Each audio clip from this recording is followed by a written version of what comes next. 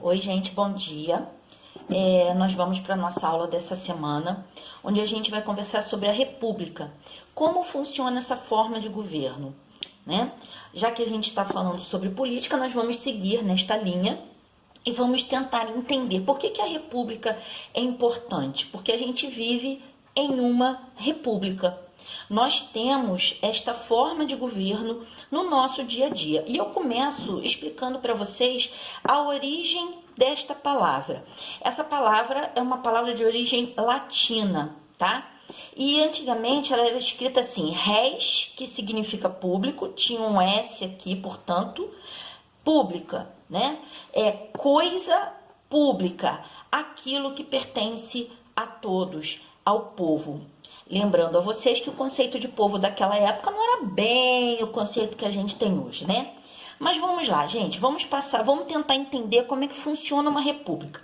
Desde já eu falo para vocês que essa aula vai ser dividida para não ficar um vídeo muito longo, né? Hoje a gente vai ver a história da república, vamos dizer assim. Olha só, meus amores, antes da gente falar sobre a República, eu queria lembrar com vocês uma coisa que a gente estudou nas nossas últimas aulas. Nós aprendemos sobre vários termos políticos. E aí, gente, olha só, nós vimos o Estado brasileiro, um dos termos que vocês aprenderam foi esse. Para lembrar vocês o que é um Estado, porque olha só, gente, todas as nações do mundo formam Estados. O Estado é o lado político da nação. Enquanto a nação é um conceito mais afetivo, e eu dei até o exemplo para vocês da nação rubro-negra, o Estado é um conceito político. Então, o que é o Estado? É o território brasileiro. Então, olha aqui, o nosso mapa aqui, o nosso território, Não existe Estado sem território. Então, para ser um Estado, precisa ter um território. Olha aqui, precisa ocupar um espaço geográfico. Aqui dentro está o povo brasileiro, né? Pois é. E olha só, gente, um Estado, ele é a união do território com todas as organizações que cuidam da população. E eu citei algumas para vocês aqui, Vamos ver quais são. O governo, as escolas, a educação, as universidades, os hospitais, a saúde, as leis e a justiça, a previdência social que cuida da nossa aposentadoria, ciência e tecnologia. Olha, gente, nesses tempos de pandemia, como a produção científica está sendo valorizada, está sendo necessária, está sendo importante, né? A descoberta de novas tecnologias, não só na área médica. As empresas públicas que garantem a nossa independência, a nossa soberania, né? A produção de água, energia, tecnologia da comunicação, telecomunicação, combustíveis, alimentos, enfim. E as forças de segurança. Então, o Estado brasileiro, gente, é a união do nosso território com todas essas organizações aqui, que cuidam do povo. Tá bom? Então, porque a gente vai falar muitas vezes em Estado ao longo aqui da nossa conversa. Então, vocês têm que saber do que a gente está falando. Bom, vamos lá, gente. Agora vamos falar das características modernas da República. Olha só quais são. Olha só, gente. A República é uma forma de governo, é um modo de se governar, né? E nessa forma de governo, os representantes, os governantes, eles são eleitos pelo povo. Quem é o povo? Somos nós. E quando a gente escolhe os nossos representantes, a gente divide o poder político. O poder político não fica concentrado nas mãos de uma pessoa ou de um grupo, né? E nós elegemos, pessoas diferentes, com ideias diferentes, tá? Por isso, gente, a República é uma forma de governo muito associada à democracia moderna. A gente já sabe que democracia é o governo do povo, né? O governo onde o povo se faz representar.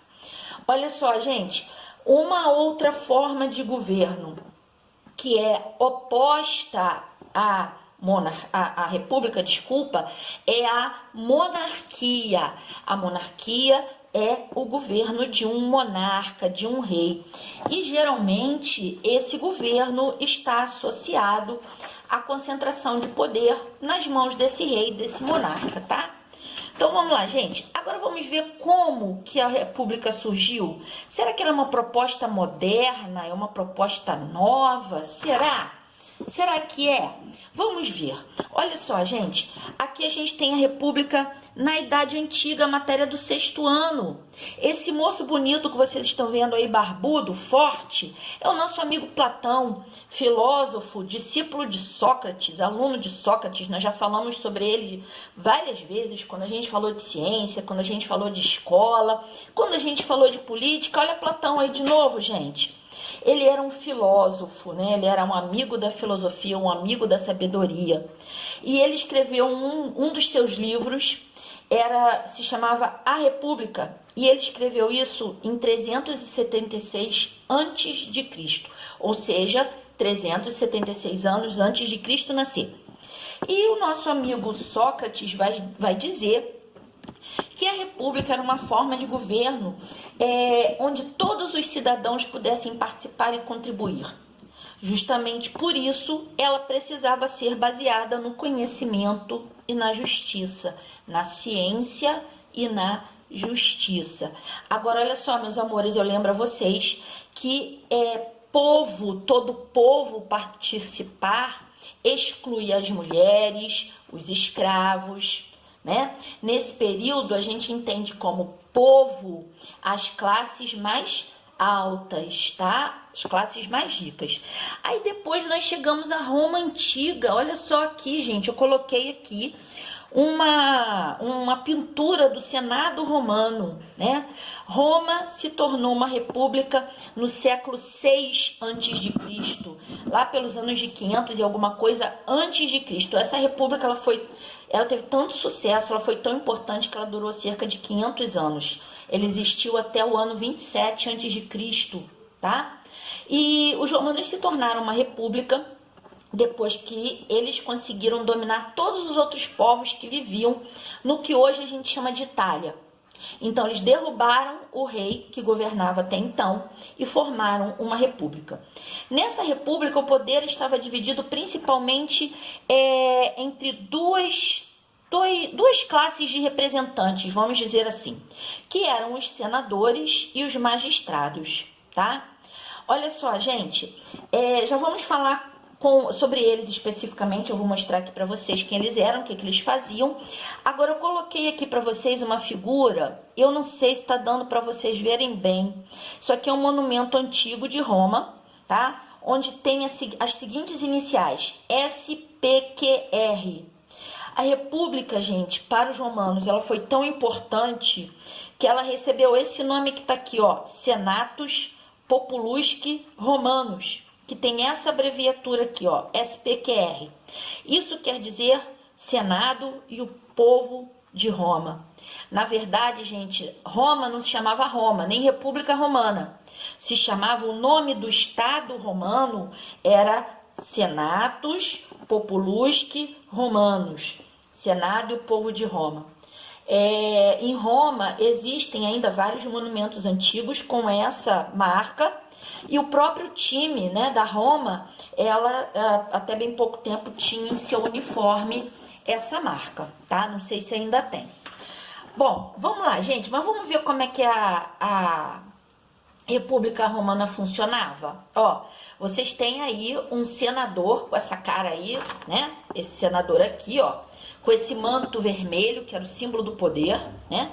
Os senadores, eles eram...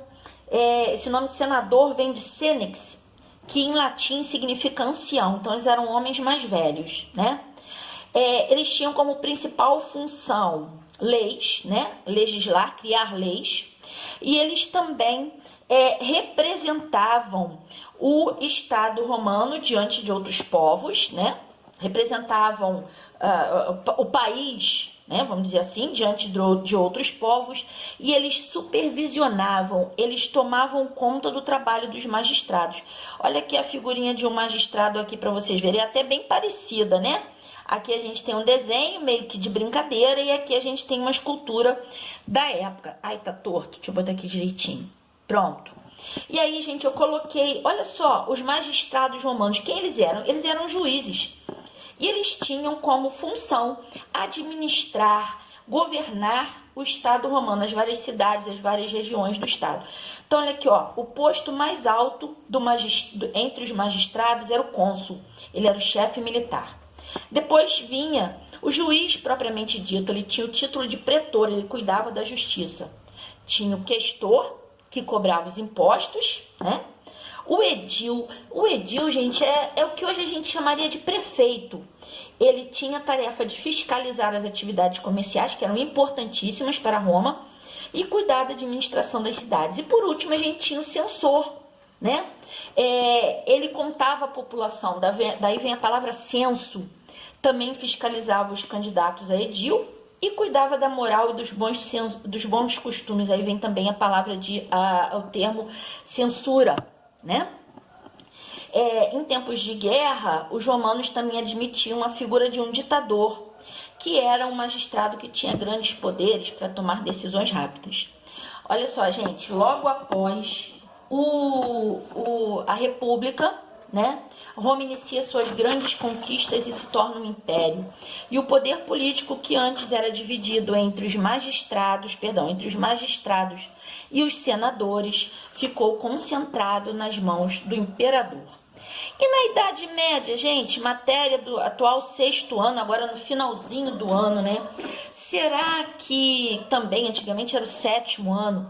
Será que lá havia república? A Idade Média é um período histórico que foi dividido entre duas situações. Primeiro, quando o poder político estava totalmente dividido entre os grandes donos de terra, tá? Eram chamados senhores feudais. Então, cada um mandava no seu pedaço como queria. E depois, mais tarde, quando o comércio começou a se tornar novamente uma atividade importante, os reis, né, começaram a fortalecer o seu poder. Esses reis, que eram só uma figura de enfeitar, começaram a fortalecer o poder e começaram a se tornar extremamente poderosos. Mas nessa época, principalmente na Itália, 2 cidades, haviam outras, mas essas foram as mais importantes. Olha aqui, ó, Gênova, que está aqui na beira do mar, estão vendo? Perdão, Gênova não, Veneza, desculpem. Gênova está aqui do outro lado, ó, essa amarelinha aqui, ó. Todas as duas são cidades marítimas, ó, na beira do mar. Elas se tornaram cidades muito ricas, porque elas enriqueceram por causa do comércio de especiarias. Olha aqui as especiarias aqui embaixo, gente. Ó, cravinho, pimenta, anis, gengibre, canela e outros temperinhos que hoje a gente compra baratinhos, mas que naquela época era caro pra caramba.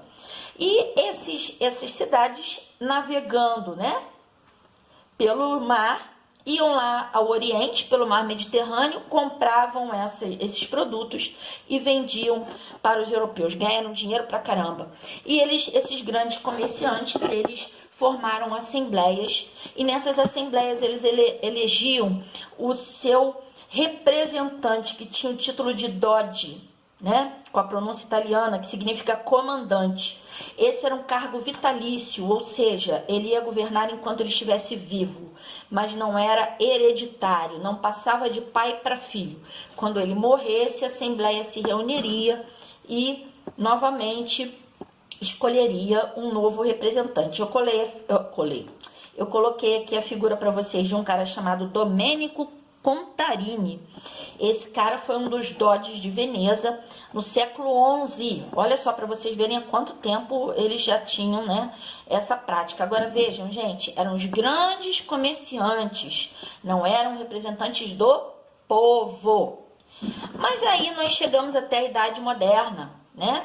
Matéria do 7º e principalmente do 8º ano, né? Olha só, gente, olha aqui, na Idade Moderna, a gente vai ter finalmente o século das luzes, né? O iluminismo. Novamente, vamos nós falar sobre o iluminismo. Então, olha aqui, ó, botei uma lampadazinha aqui para vocês, né? Mostrando o século das luzes. O que era a luz? Era a ciência, era a leitura, era o conhecimento, né? E aí eu coloquei, gente, o nome para vocês de vários filósofos desse período: John Locke, Voltaire, Adam Smith, Rousseau, Isaac Newton, especialmente para você, Eric Riquelme, para você, Agatha, para você, Suzane, e Benjamin Constant. Olha, lembrando que esse Benjamin Constant que eu estou falando aqui não é o brasileiro não, tá, gente? É o francês, lá do século XVIII. Todos esses aí, eles vão falar sobre a necessidade do desenvolvimento da ciência, das liberdades individuais, religiosas, econômicas, e entre todos eles estava, que eu coloquei aqui a vermelhinho para vocês, um cidadão chamado Montesquieu. Ele vai ser o primeiro a dizer que o poder deveria estar dividido em três: legislativo, executivo e judiciário, tá? Muito bem, gente, essa divisão do poder que antes ficava concentrado nas mãos do rei em três é a base da república do nosso tempo. E aí, gente, olha, vamos ver aqui uma coisa, ó. Essas ideias iluministas, elas foram tão importantes que elas não ficaram presas lá só na Europa não, tá? As ideias iluministas, essas ideias, igualdade, fraternidade e liberdade. Esse era o lema da Revolução Francesa. Esse do iluminismo, na verdade, né? Foi tomado dali.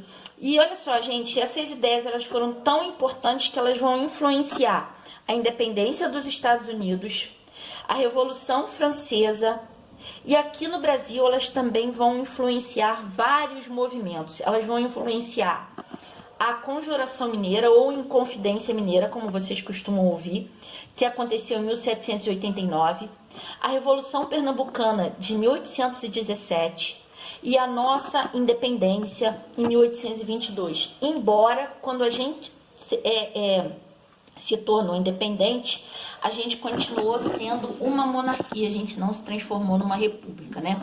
E aqui, gente, vocês estão vendo uma figura de mulher? Ó, vou chegar pra cá. Vocês estão vendo aqui uma figura de mulher? Pois é, essa figura de mulher aí é uma das representações da República. E ela tem um nome, embora ela nunca tenha existido de verdade. Ela se chama Marianne. E Marianne era um nome muito comum na França do século XVIII. E ela se tornou muito popular quando um pintor chamado Eugène Delacroix pintou um quadro chamado A Liberdade Guiando o Povo. E nesse quadro aparece uma moça à frente do povo francês com um gorro, né, muito comum entre os franceses, um gorro vermelho, e ela levanta uma bandeira, né, e guia o povo. Esse quadro é um clássico da Revolução Francesa. E a Marianne, mesmo sem ter existido de verdade, ela se tornou um dos símbolos mais importantes da República. Ela aparece na França, em várias repartições públicas a gente encontra quadros ou esculturas da Marianne. E olha só, gente, a Marianne está mais perto da gente do que a gente imagina. Na Estátua da Liberdade, o rosto da estátua é uma representação da Marianne. Vale dizer que essa estátua foi um presente do governo francês aos norte-americanos quando eles completaram 100 anos da independência deles, né? E olha só, gente, olha aqui, essa humilde notinha da professora de vocês, ó, essa notinha de R$2. Vocês sabem quem é essa moça que tá aqui? Essa figura aqui? Essa figura é uma figura de uma moça, né? Todas as nossas notas têm, desde a de R$2 até a de 100, tá? Essa moça que aparece aqui, ela representa a República e ela é a Marianne. Até a nossa próxima aula, onde a gente vai falar justamente sobre esses três poderes. Agora, gente, ó, só antes de encerrar, eu gostaria de chamar a atenção para vocês de uma coisa. No livro do 7º ano, inclusive lá no início das nossas atividades, eu chamei a atenção dos alunos do 7º ano para esse detalhe. Quando a gente usa a palavra moderno, geralmente a gente está querendo se referir a alguma coisa que é uma novidade, é um fato novo. Né? Quando a gente fala, isso é moderno, nossa, ver aula pela internet, pelo YouTube é moderno, né? mas nem tudo que é realmente uma novidade é um fato novo. A história vai mostrar pra gente que muitas tradições e contribuições vêm de outros tempos e a gente adapta ao nosso estilo de vida. Isso aconteceu com a República. Lembra quando Platão, lá em 576 antes de Cristo, dizia que a República deveria ser baseada no conhecimento e na justiça? E que era uma forma de governo onde todos os cidadãos pudessem participar e contribuir? Pois Platão afirmava isso há muito, muito tempo. Os romanos colocaram isso em prática, né? Hoje em dia, nós temos a participação quase que integral de todo o povo, né? Todos nós vamos votar, todos nós participamos da escolha dos nossos representantes. Um beijo, gente. Até o nosso próximo encontro.